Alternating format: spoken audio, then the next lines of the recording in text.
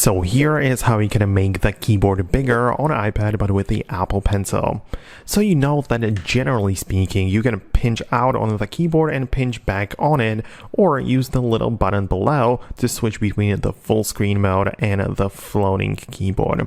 However, this changes when you start using the Apple Pencil, right? Because if you start using it, right, and go to the search field, for example, right, the Apple Pencil will try to make you use the small keyboard, right? So in the bottom left portion, you can see that we can click on the languages and show the keyboard, and it's only going to be the small one, right? So you can, draw on it or whatever, but at this point, you cannot switch it to the full screen, nor can you pinch out on it to make it go back to the full one.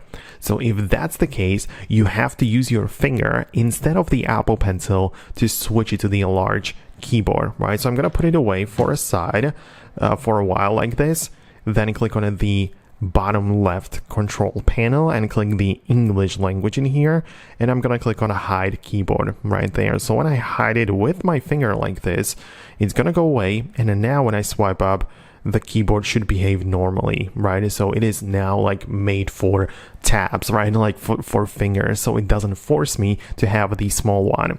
And at that point, once the keyboard is full, right, you can of course use the Apple Pencil to type in on it, but only for a while, because after some time it will eventually push you to use the small one. So that's kind of how it currently works. We don't really have that much option on how we can change that.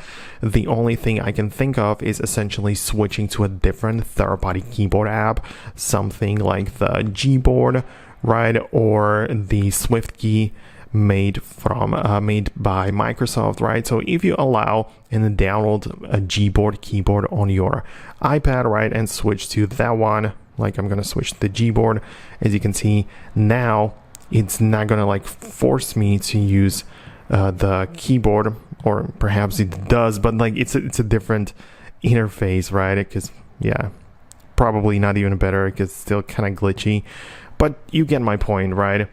That's kind of how it works. Let me know what you think about that below in the comments. Subscribe for more tutorials and videos like this one, and I'll see you later.